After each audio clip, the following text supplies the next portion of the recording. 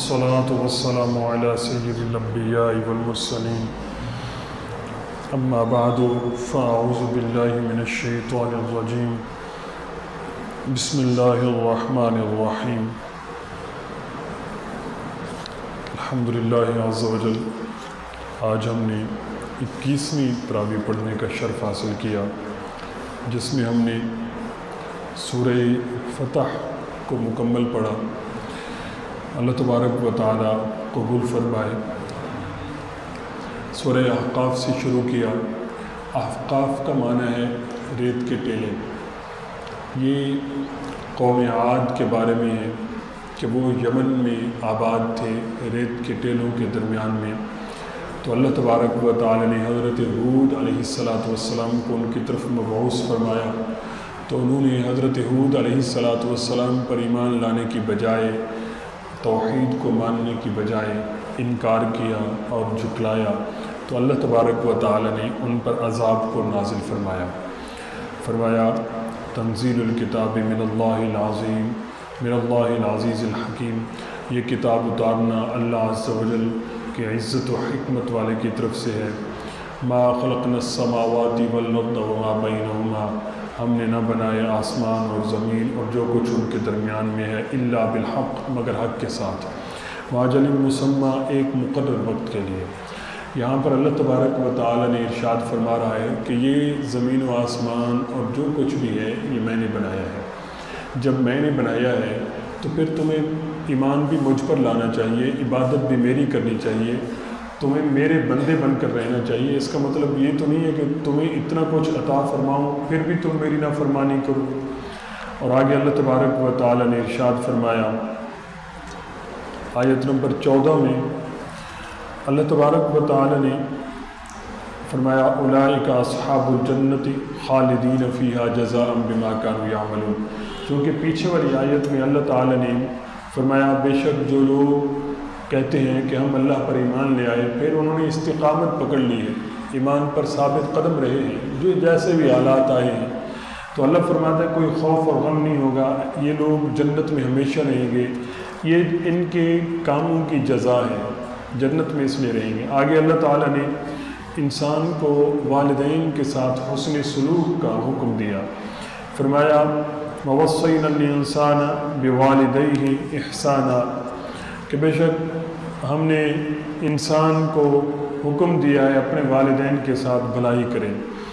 اب اللہ تعالیٰ آگے اس کی والدہ کی مشقتوں کو بیان فرما رہا ہے کہ اے بندے، ایسے تجھے خواہ نہیں کہہ دیا گیا کہ تو ان کے ساتھ حسن سلوک کر؟ ذرا سوچ کہ انہوں نے تیرے لیے کتنی مشقتیں اٹھائی ہیں۔ حملتہ امہ کرہا ووضعتہ کرہا، اس کی ماں نے اسے پیٹ میں رکھا تکلیف سے اور جنا اس کو تکلیف سے۔ پیٹ میں رکھا تب بھی تکلیف تھی، اس کو پیدا کیا یعنی جب اس کی ولادت ہو گئی تب بھی اس کو تکلیف ہوئی۔ اللہ فرما رہا ہے نا کہ یہ اصل میں یہ سب سے بڑی تکلیفیں ہیں۔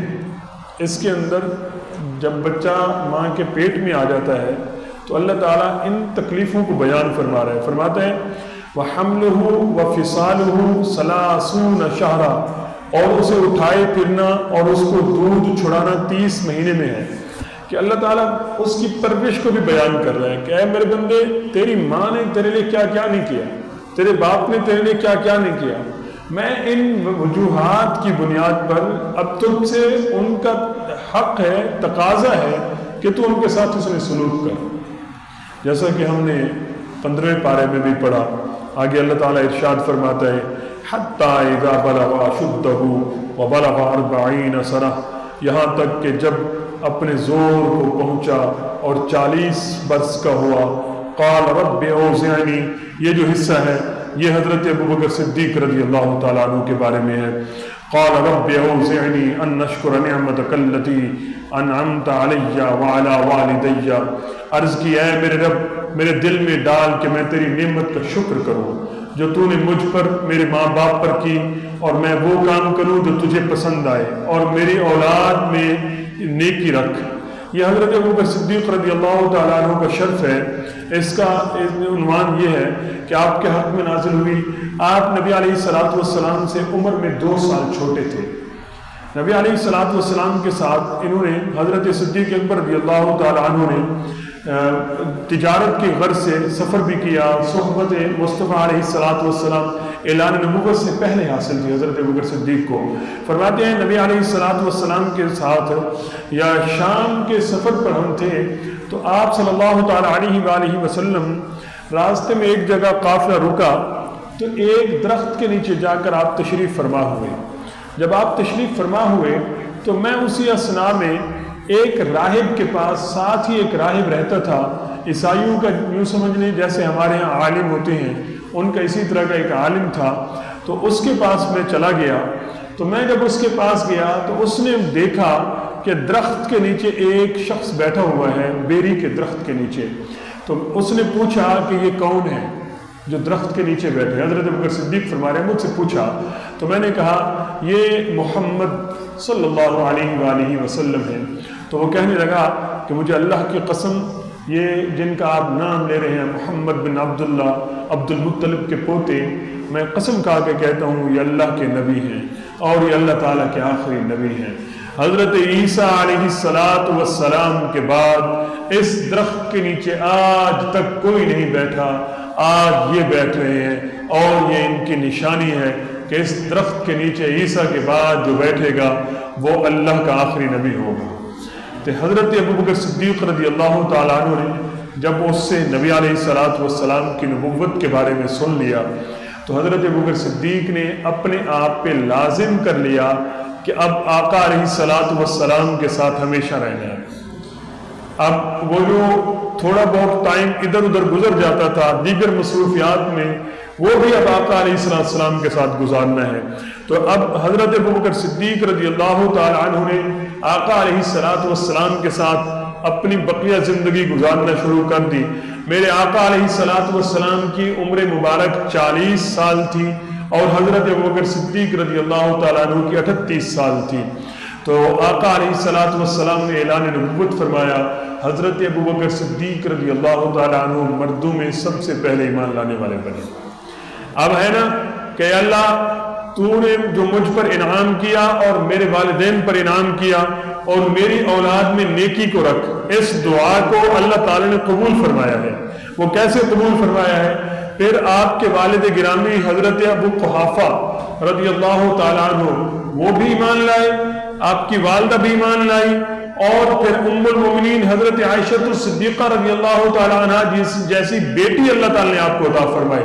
پھر حضرت ابوبکر صدیق رضی اللہ تعالیٰ عنہ کے اولاد بھی آقا علیہ السلام پر ایمان لائی اور وہ بھی صحابی بنے، حتیٰ کہ آپ کے پوتے محمد بن عبد الرحمن یہ بھی مومن ہوئے اور صحابی ہونے کا شرف حاصل ہوا ان کو بھی۔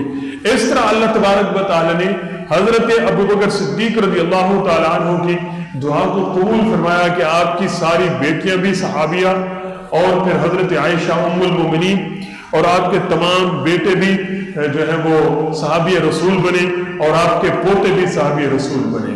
تو اس طرح اللہ تعالیٰ نے آپ کی دعا کو قبول فرمایا۔ اور آگے اللہ تبارک و تعالیٰ نے ارشاد فرمایا، نبی علیہ السلام کی عظمت اور رفت جو ہے یہ کسی کے اوپر مخفی نہیں ہے۔ آپ صلی اللہ تعالیٰ علیہ وآلہ وسلم اور آپ صلی اللہ تعالیٰ علیہ وآلہ وسلم کی سیرت، پھر آپ صلی اللہ تعالیٰ علیہ وآلہ وسلم کی تعلیم و تربیت پر صحابہ کرام علیہم رضوان نے جو قربانیاں دی ہیں وہ فقید المثال ہیں۔ اللہ فرماتا ہے وَاذْكُرْ أَخَا عَادٍ، اور یاد کرو کہ عاد کہ ہم قوم کو جب اذ انذر قومہ بالاحقاف، جب اس نے ان کو سرزمین احقاف میں ڈرایا، تو یہ اللہ تعالیٰ نے حضرت ہود علیہ السلام اور ان کی قوم کے بارے میں فرمایا ان کو بڑے عذاب کا بھی ڈرایا گیا لیکن وہ نہ مانے اور وہ ہلاک ہوئے۔ اب حضرت عمر فاروق رضی اللہ تعالیٰ عنہ فرماتے ہیں کہ میں چاہتا تو اچھے سے اچھا کھانا کھاتا، میں چاہتا تو میں اچھے سے اچھا کھانا کھاتا، اور فرماتے ہیں میں چاہتا تو میں اچھے سے اچھا لباس پہنتا، لیکن میں نے اپنے عیش و عشرت کو اور راحت کو اپنی آخرت کے لیے قربان کر دیا۔ میں نے اپنی آخرت کو باقی رکھا میں نے دنیا کی تمام چیزوں کو اس پر قربان کر دیا۔ حضور نبی علیہ السلام کی وفات تک اہل بیت نے کبھی جو کی روٹی بھی 2 روز برابر نہ کھائی، یعنی کہ اس حد تک آقا علیہ السلام کی قرابت جو ہے انہوں نے قربانیاں دی ہیں کہ جو کی روٹی بھی 2 روز جو ہے نا پیٹ بھر کے نہیں کھائی، 2 روز مسلسل نہیں کھائی۔ آقا علیہ السلام کی قرابت نے یہاں تک قربانیاں دی ہیں۔ پھر آگے ہے سورہ محمد، اللہ تبارک و تعالی نے نبی علیہ السلام کے نام مبارک پر اس سورت کو نازل فرمایا۔ الذین کفروا وصدوا عن سبیل اللہ اضل اعمالهم، جنہوں نے کفر کیا اور اللہ کی راہ سے روکا، اللہ نے ان کے اعمال کو برباد کر دیا۔ یاد رکھیں، ایک ہوتا ہے کفر کرنا اور نیکی سے روکنا، وہ تو تباہی تباہ ہے۔ ایک ہے مومن ہونے کے باوجود نیکی سے روکنا۔ اب آپ کہیں گے وہ کیسے؟ یہ کئی مثالیں ہیں، ذرا ہم اپنی زندگی میں غور کریں، اس کی کئی مثالیں ہیں۔ مثال کے طور پہ ایک شخص مسجد آ رہا تھا نماز پڑھنے، راستے میں مجھے ملا، میں نے اس کو 10 منٹ اپنے ساتھ کھڑا کر لیا۔ اب ہمارے ہاں یہ ایک اصول ہے کہ مسجدیں ایک مقررہ وقت کے لیے کھلتی ہیں۔ اب وہ شخص جماعت سے بھی گیا اور بعض دفعہ مسجد میں نماز پڑھنے سے بھی محروم ہو جاتا ہے۔ اسی طرح یوں بھی ہوتا ہے کہ ہماری وجہ سے ہم کسی بندے کو ایسی باتیں کرتے ہیں کہ وہ نیکی کرنے والا ہوتا ہے، نیکی سے رہ جاتا ہے۔ مثال کے طور پہ ایک بندہ، اس کی 25-30 سال عمر ہو گئی، اس نے داڑھی نہیں رکھی ہوئی تھی، اس نے داڑھی رکھی، ہم نے کہنا شروع کر دیا بڑا مولوی بن گیا۔ ارے بھائی، داڑھی رکھنا مولویوں کا کام نہیں ہے، یہ آقا علیہ السلام پر ایمان لانے والوں کا کام ہے۔ اور داڑھی ایک واحد سنت ہے جو بندے کے ساتھ قبر میں بھی ساتھ جاتی ہے۔ لیکن میں امامہ پہنتا ہوں نا، یہ قبر میں ساتھ نہیں لے کے جا رہا، میں سنت کے مطابق لباس پہنتا ہے، وہ بھی کفن میں جائے گا، لیکن داڑھی جو ہے نا وہ ساتھ لے کے جا رہے ہیں۔ تو اس لیے اس کی کئی مثالیں ہیں ہمارے ہاں۔ اگر ہم غور کریں تو ہمیں کوشش کرنی چاہیے کہ ایسے ہم نہ بنیں کہ ہماری وجہ سے کوئی نیکی سے رہے، بلکہ ہماری وجہ سے لوگ نیکیاں کریں۔ آگے اللہ فرماتا ہے جو لوگ ایمان لائے اور اچھے کام کیے، وَآمَنُوا بِمَا نُزِّلَ عَلَى مُحَمَّدٍ، اور ایمان لائے اس پر جو ہم نے محمد صلی اللہ علیہ وآلہ وسلم پر نازل فرمایا۔ اس کی کیا وجہ ہے؟ اس کی وجہ یہ ہے کہ منافقین کہتے تھے اور یہود و نصارہ کہتے تھے جو رب نے عیسیٰ اور موسیٰ کو عطا فرمایا ہے ہم اس پر ایمان لاتے ہیں، ہم بھی مومن ہیں، اپنے آپ کو وہ بھی مومن کہتے تھے۔ اللہ نے قید لگا دی کہ اب میرا محبوب تشریف لے آیا ہے تو اب مومن وہی ہے جو میرے محبوب پر میں نے نازل کیا ہے اس پر ایمان لائے گا۔ اس کے علاوہ چاہے وہ تورات اور انجیل پر ایمان لاتا رہے، زبور پر ایمان لاتا رہے، ساری کتب پر ایمان لاتا رہے، اس کا میرے محبوب پر جو نازل ہوا ہے قرآن اور میرے محبوب پر جو دین نازل ہوا اس پر ایمان لیا تو وہ مومن نہیں ہے۔ اب ایمان لایا، ایمان لانے کے فوائد سنیے گا۔ کفر عنہم سیئاتہم واصلح بالہم، اللہ فرماتا ہے ان کی برائیاں مٹا دوں گا، پھر ان کا برائیاں مٹا دوں گا اور ان کی حالتیں سنوار دوں گا۔ وجہ کیا ہے کہ اللہ تعالیٰ نے جو دین عطا فرمایا اس پر وہ چلنے لگ گیا ہے۔ پھر آگے اللہ تعالیٰ فرماتا ہے فَإِذَا لَقِيتُمُ الَّذِينَ كَفَرُوا فَضَرْبَ الرِّقَابِ، تو جب کافروں سے تمہارا سامنا ہو تو گردنیں مارنا ہے۔ حَتَّى إِذَا أَثْخَنْتُمُوهُمْ فَشُدُّوا الْوَثَاقَ، یہاں تک کہ جب انہیں خوب قتل کر لو تو مضبوط باندھو۔ فَإِمَّا مَنًّا بَعْدُ وَإِمَّا فِدَاءً حَتَّى تَضِعَ الْحَرْبُ أَوْزَارَهَا، پھر اس کے بعد چاہے احسان کر کے چھوڑ دو چاہے فدیہ لے لو، یہاں تک کہ لڑائی اپنا بوجھ رکھ دیں۔ یہ مسلمانوں کی تربیت کے بارے میں ہے۔ پھر آگے اللہ تبارک و تعالی نے فرمایا فَهَلْ عَصَيْتُمْ إِن تَوَلَّيْتُمْ أَن تُفْسِدُوا فِي الْأَرْضِ وَتُقَطِّعُوا أَرْحَامَكُمْ، تو کیا تمہارے یہ انداز نظر آتے ہیں کہ اگر تمہیں حکومت ملے تو زمین میں فساد پھیلاؤ اور اپنے رشتے کاٹ دو۔ أُولَٰئِكَ الَّذِينَ لَعَنَهُمُ اللَّهُ فَأَصَمَّهُمْ وَأَعْمَىٰ أَبْصَارَهُمْ، یہی وہ لوگ ہیں جن پر اللہ نے لعنت کی ہے، انہوں نے حق سے بہرا کر دیا اور ان کی آنکھیں پھوڑ دی۔ امام احمد بن حنبل رحمۃ اللہ تعالیٰ علیہ فرماتے ہیں ان آیات کے مطابق یزید پر لعنت کرنا بھی جائز ہے اور لعنت کرنا کار ثواب ہے۔ کیوں؟ فرماتے ہیں سب سے بڑا رشتہ ایمان والوں کا نبی علیہ السلام کے ساتھ ہے۔ اور یزید نے اس رشتے کو کاٹا ہے۔ حضرت امام حسین اور آپ کے رفقا پر ظلم کروا کے اور شہید کروا کے پھر اس رشتے کو جب کاٹا ہے تو اس کے رفقا اور یزید یہ سارے لعنت کے حقدار ہیں، اور ان کو کوئی شخص لعنت کرے گا تو امام احمد بن حنبل فرماتے ہیں اس آیت کے مطابق ان کا لعنت کرنا برحق ہوگا۔ یہ امام احمد بن حنبل رحمۃ اللہ تعالی نے واضح فرمایا۔ اور یزید کا ظلم اور ستم، یزید کا فسق و فجور، حتیٰ کہ امام احمد بن حنبل نے یزید کے بارے میں کفر کا فتویٰ دیا ہے کہ وہ کافر تھا۔ کیونکہ اگر غور کیا جائے نا، جو عام طور پہ باتیں کی جاتی ہیں کہ یزید نے حکم نہیں دیا تھا امام حسین رضی اللہ تعالیٰ عنہ کو شہید کرنے کا، اگر ایک لمحے کے لیے ہم اس بات کو تسلیم کر لیں، ایک لمحے کے لیے، ویسے ایسا نہیں ہے کہ اس نے اس ظلم کی حکم نہیں دیا تھا، تو پھر اس کے بعد امام حسین رضی اللہ تعالیٰ عنہ کے شہادت کے بعد اس نے جو مدینہ المنورہ میں ظلم و ستم ڈھائے تھے وہ پھر کس کے حکم پر ڈھائے تھے؟ 1000 نوجوان بچیوں کے ساتھ زیادتی کرنا اور ان کو حاملہ کرنا، یہ اس کے حکم پر ہوا تھا۔ اور مسجد نبوی کے اندر گھوڑے باندھے گئے تھے، یہ اس کے حکم پر باندھے گئے تھے۔ مسجد نبوی میں اذان اور جماعت ساقط کر دی گئی تھی، یہ اس کے حکم پر ہوئی تھی۔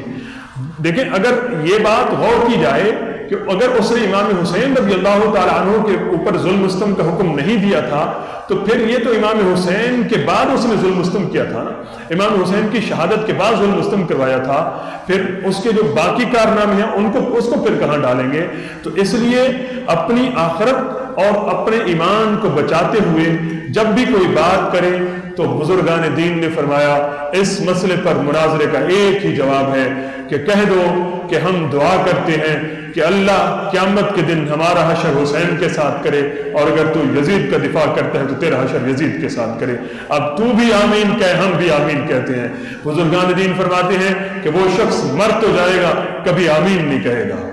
تو اس لیے یزید کے بارے میں حضرت امیر معاویہ رضی اللہ تعالیٰ عنہ ہمارے امیر ہیں، حضرت ابو سفیان صحابی رسول ہیں، ہماری ان کے بارے میں کوئی رائے نہیں ہے۔ اللہ نے فرما دیا صحابہ سارے جنتی ہیں، ہر صحابی نبی جنتی، لیکن یزید کے بارے میں کوئی دوسری رائے نہیں ہے۔ اور آگے سورہ فتح ہے، اس کے تو اتنے دروس بنتے ہیں کہ کوئی حد نہیں ہے۔ ایسے تو میرا ارادہ یہ تھا کہ صرف اسی صورت کو بیان کر دیں، کیونکہ آج کا دن جو گزرا ہے وہ دن بھی فتح مکہ کا دن تھا۔ سبحان اللہ، جس دن تمام کفار پریشان تھے کہ آج محمد صلی اللہ علیہ وآلہ وسلم ہمارے اوپر اپنے ظلم کا بدلہ لیں گے، لیکن میرے آقا کی عاجزی پر قربان جاؤں، ایسی عاجزی کہیں تاریخ میں نہیں ملتی، انسانیت کے تاریخ میں، کہ میرے آقا عاجزی سے ایسے اپنا سر نیچے کیے ہوئے ہیں اور اونٹ کی کوہان کو آپ کا سر مبارک لگ رہا ہے۔ اس حد تک میرے آقا نے عاجزی کی ہوئی تھی، اور میرے آقا نے فرمایا آج سب کو عام معافی کا اعلان ہے کہ سب کو میں نے معاف فرما دیا۔ یہ میرے آقا علیہ السلام کا حسن اخلاق ہے، جس کو اللہ تعالیٰ فرماتا ہے کہ اے محبوب آپ کو میں نے انک لعلی خلق عظیم، کہ میں نے آپ کو خلق عظیم عطا فرمایا ہے۔ فتح مکہ کے بارے میں ایک دو باتیں آپ کو عرض کر دوں۔ اللہ تعالیٰ نے نبی علیہ السلام کو خواب دکھایا کہ اے محبوب آپ صلی اللہ تعالیٰ علیہ وآلہ وسلم طواف کر رہے ہیں، مکہ المکرمہ تشریف لے کے جا رہے ہیں اور داخل ہو گئے، آپ کے ساتھ صحابہ کرام علیہم رضوان کی جماعت ہے۔ جب سرکار نے یہ دیکھا تو آپ صلی اللہ علیہ وسلم نے پھر ارادہ فرمایا کہ میں حج پہ میں عمرے کے لیے تشریف لے جاؤں۔ تقریباً 1400 صحابہ کرام علیہم رضوان آپ کے ساتھ تھے، آپ تشریف لے گئے۔ آپ نے راستے میں ذوالحلیفہ کے مقام پر پہنچ کر 2 رکعت نماز پڑھی مسجد میں اور عمرے کے لیے احرام باندھا، اور کچھ صحابہ نے وہیں باندھا، کچھ صحابہ آگے جو ہے احرام باندھا، اور پھر نبی علیہ السلام جب مقام حدیبیہ پہ پہنچے، جو کہ وہاں پر صحابہ اکرام علیہم رضوان بھی ساتھ تھے۔ اچھا، یہاں پر 2 مقام پہ پانی ختم ہوا تھا۔ اس واقعہ میں 2 مقام پہ صحابہ کرام علیہ رضوان کے پاس پانی ختم ہوا تھا۔ پہلے مقام پہ ختم ہوا تو نبی علیہ السلام کے پاس پانی تھا، آپ صلی اللہ تعالیٰ علیہ وآلہ وسلم نے اپنی انگشت مبارک کو اس برتن کے اندر ڈال دیا اور پانی جو ہے وہ بہنا شروع ہو گیا. تمام صحابہ نے وضو بھی کیا اور تمام صحابہ نے پیا بھی، جانوروں کو بھی پلایا. 1400 صحابہ کرام علیہم رضوان تھے. پانی ابھی بھی ختم نہیں ہوا تھا، اپنے برتنوں کو بھی بھر لیا تھا.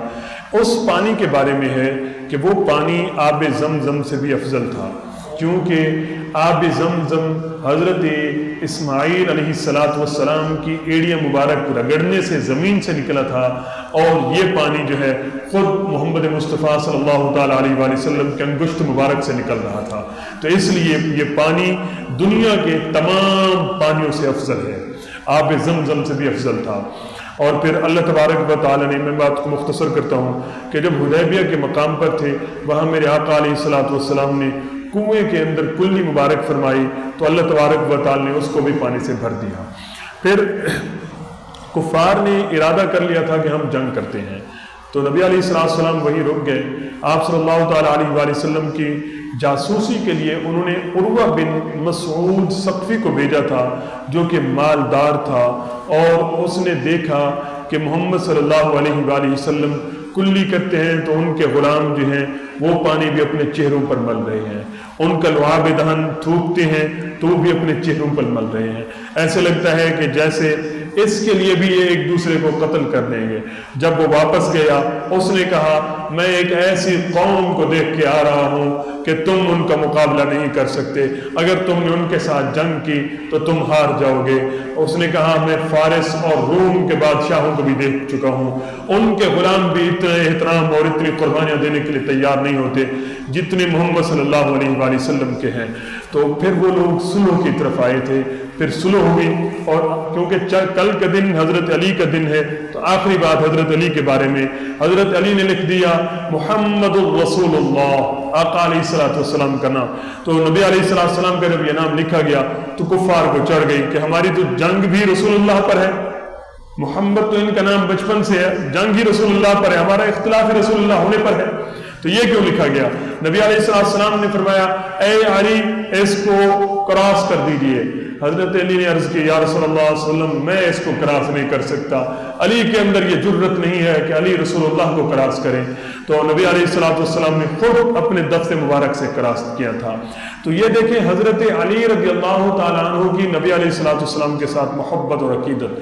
تو یہاں پر ایک بات آپ کو بھی میں سمجھا دوں، ہمارے ہاں ایک رسم اور رواج بن چکا ہے، سکول کے اندر، کالجز کے اندر، اور ہماری طبیعت میں آ چکا ہے کہ ہم جب نبی علیہ السلام کا نام لکھتے ہیں نا تو آگے سواد لگا دیتے ہیں، سلام لگا دیتے ہیں.